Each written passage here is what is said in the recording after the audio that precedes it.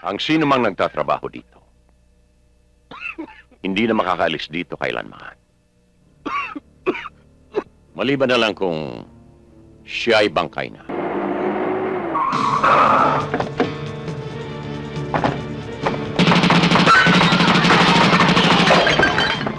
Yan ang gusto ko sa babae.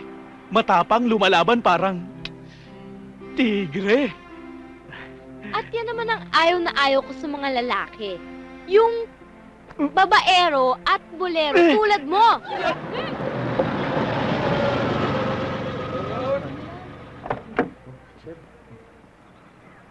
Good evening, sir. Nais kong ipabatid sa inyo ang inyong mga karapatan na naaayon sa ating saligang batas. You have the right to remain silent. Kaya pwede kayong kumuha ng sarili nyong mga abogado. Huwag kang maingay ha. Magpapanggap akong pres. Sige na, sabihin mo sa mga kasama natin, huwag sila maingay. Pahiram nito ha. Pahiram ha. Lahat yan, lahat. Akin na, bagal mo kumilos eh. Oh, Impres, pumasok na. Sir! Excuse po. Pwede mo na siyang interviewin. Miss, yung mga detalye po kung pwede. Talaga? Taga-press ka? Pwede bang isulat mo to? Illegal ang paghuli nila sa amin dahil hindi kami nakabali stockings kami. Talaga? Aba, idemanda natin para matuto ang mga pulis na yan. Naku, talagang magdidemanda ako kapag kinulong nila kami. O, paano yan, Sargento? Si Miss Beautiful magdidemanda raw. Aba, meron kaming ebidensya. At anong ebidensya ang meron ka, ha? Gusto mo ipupukuso itong typewriter mo? Ha? Oo. Ha? Sinabi nang sumasayaw kami ng nakabali stockings eh. Miss. Akong bahala sa'yo, tutulungan kita. Talaga? Hindi na ako makukulong? Hindi na, Miss. Pero, Miss, may boyfriend ka na ba? Wala pa, bakit? Gusto mo manligaw? Sana kung pwede. Nako! Alam mo ba, pag linigawan mo ko, ngayon din sasagutin kita. Basta ba tulungan mo lang ako please? Ayos ah. Miss, akong bahala. Yung mga yan, ididemanda natin para matuto. Talaga? Sir, Oo. excuse me. Gusto daw kayong makausap ni Colonel Sanchez. Ma'am. Pulis ka, ha? Sir, pwede nyo na siyang idemanda ngayon ng serious physical injury. Isa ka pa. Malimbing tong taon to eh. Kahit mabulok pa ako dito sa kulungan, ha? Hindi ako magbo-boyfriend ng pulis na katulad mo. Bakit naman? Dahil wala akong katiwa-tiwala sa mga babaero at bolero, Babaero? ha? Na pulis na katulad mo. Kaya, Sargento, pwede ba ikulong mo na ako? Oh! Huwag mong hahawakan yan at huwag mong ikukulong yan. Ikaw rin, Sargento. Alam mo, yan ang gusto ko sa babae. Matapang, lumalaban parang tigre. At yan naman ang ayaw na ayaw ko sa mga lalaki. Yung babaero at bolero tulad mo. Ano?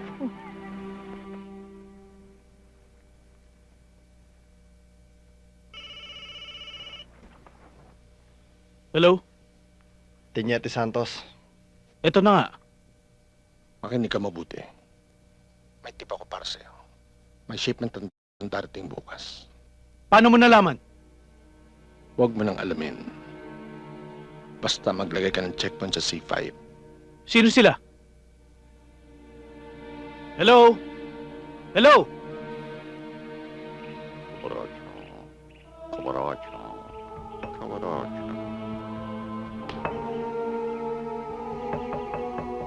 Impactum, pixum, potucum, impactum, susum, potucum.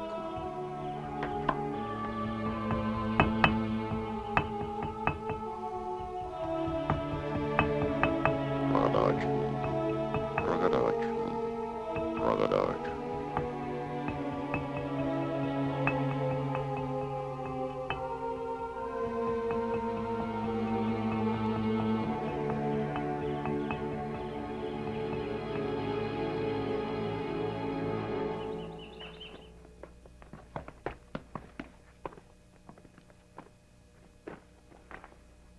Gardo, sabihin mo Anong kay Senyor nararamdaman niyo? Ismael na i-deposito sa account ko ang parte ko. Opo, Apo Roman. At mag-iingat ka. Malaking halaga yan. Anong nararamdaman niyo, Tay? Hindi ako makahinga. Masakit ang dibdib Ha? ko. Miguel, ano ba nangyayari dyan sa tatay mo? Apo Roman, may sakit na po kasi ang tatay ko eh. Kailangan na po siyang dalhin sa ospital. Alam mo naman ang patakaran dito. Ang sino mang nagtatrabaho dito, hindi na makakaalis dito kailanman. Maliban na lang kung siya ay bangkay na.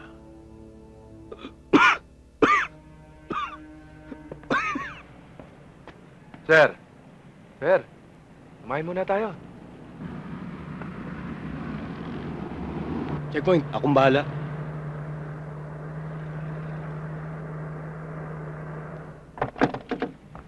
Sir!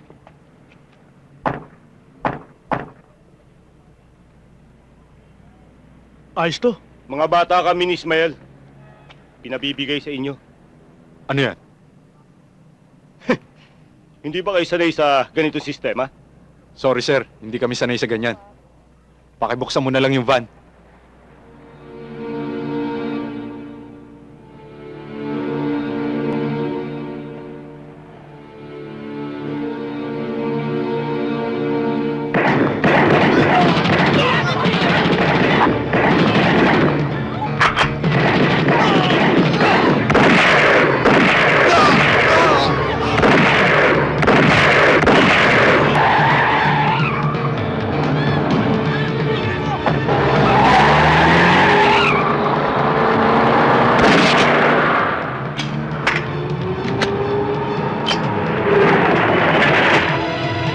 Sir, sakay na!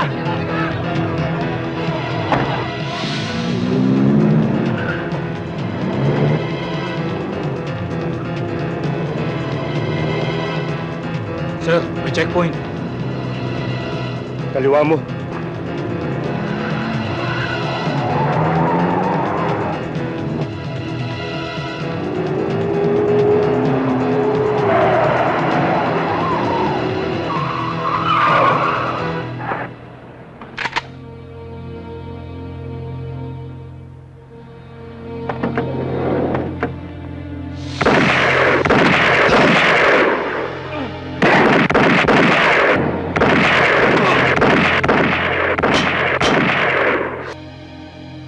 Boss, nasa kote ng mga pulis ang boss natin. At nakakay pa si Gardo. Belano. Sir. Ipadala mo ito sa laboratorio para i-examine. Yes, sir. Mabigat ang grupong nakasagupa mo, Teniente Santos. Mga tauhan sila ni Ismael Valdez. Isang very untouchable. Sir, ba't nyo naman nasabing notorious and untouchable? Valdez is backed up by very powerful politicians. Kaya hindi natin siya pwedeng banggain ng basta ganun na lang. Sir, kesi hodang hawak man sila ng kung sinong punong pinakamabigat o matindi. Babanggain ko sila.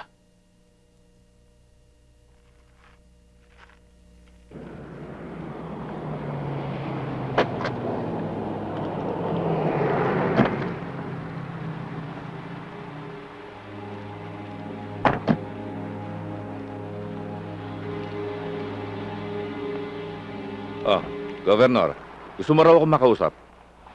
Don Ismael, malapit na ang eleksyon. At mabigat ang mga kalabang ko. Kailangan kong suporta mo. Ikaw naman, Governor. Kailan ba kita pinabayaan? Alam mo naman yung eleksyon. Nabibili yan. Pera-pera lang yan. Boss, andyan si Santos.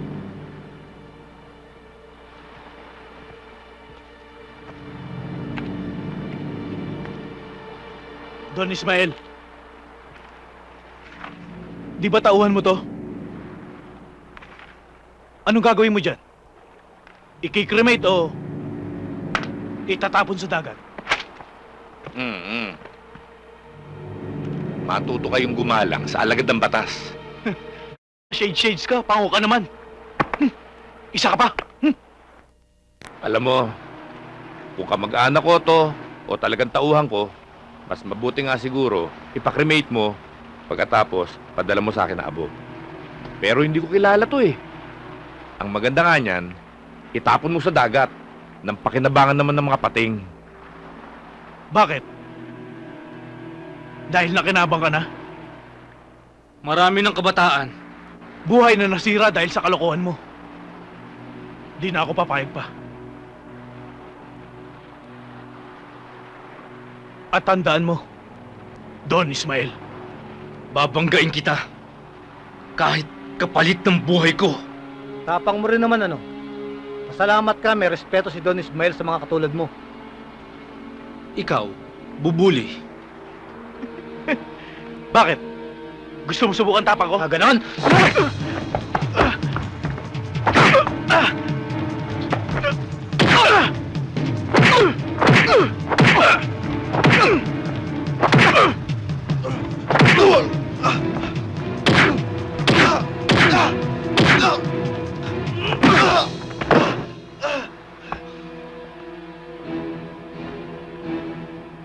Ismael, appetizer pa lang ang galit ko.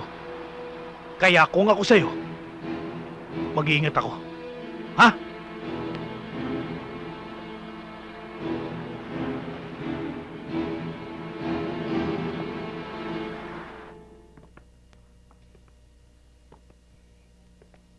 Teniente Santos, Tawas ang lumabas na resulta sa test sa laboratorio. Hindi Sir, imposible po. Dito pa lang alam na natin na we were so sure. Baka naman, sir, yung inutusan natin magdala sa laboratorio, yun ang gumawa ng magic. Sir, are you accusing me? Bata, may kasabihan tayo. Bato-bato sa langit, ang tamaan huwag magagalit. Answer your own question. Alam nyo, sir, minsan nakakaya tayong mga pulis. Ang alam ng media, sinusunog natin pero alam naman ng taong bayan na hindi kundi, sir, tawas lang. Sige, sir, may lakad pa kami. Hoy, Bilaro, mag-ingat ka. Pinapanood na kita.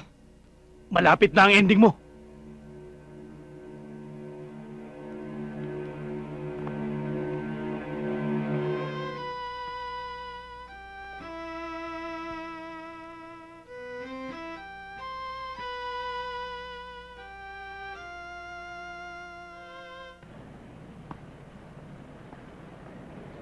Oh, masarap to.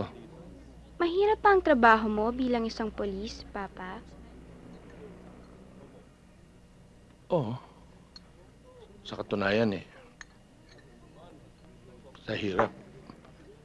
Pati ikaw halos napabayaan ko na rin. Kaya, nag-iisip nga akong tumigil sa pagpupulis Para mabigyan ka ng panahon naman.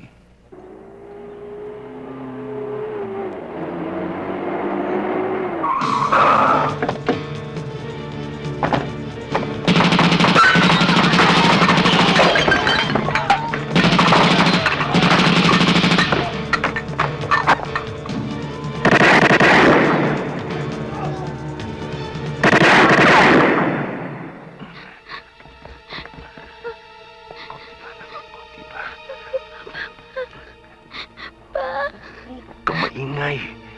Huwag kang tatayo. Huwag ka alis dyan.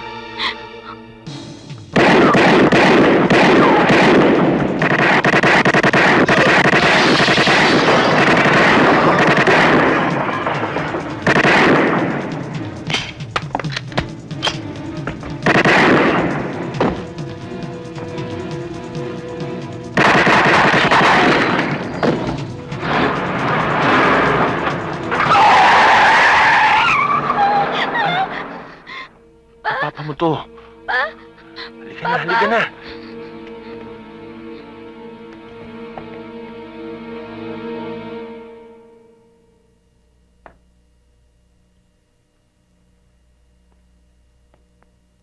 Eh, boss, talaga matinik to si David. Sa katunayan nga po, lahat ng mga kasama ko patay. So, hindi mo napatay si David? Hindi po, boss. Ganun naman pala eh. Hindi mo napatay si David, ikaw ang papatay. Wag po, boss. Wag. Wag po, boss. Ah!